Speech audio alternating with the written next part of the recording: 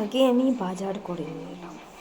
দেখুন আমার ছেলেটা, মানে বাজারে হাঁচা করাটা এর স্বভাব।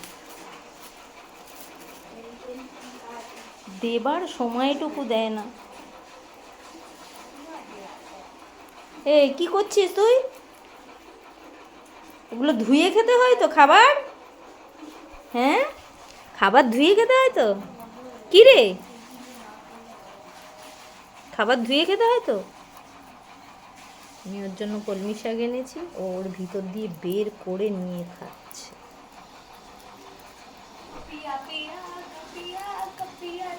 ওই কি রে, আমি এনেছি, আমাকে থ্যাংক ইউ বল চিন্টু। চিন্টু খেতে ব্যস্ত।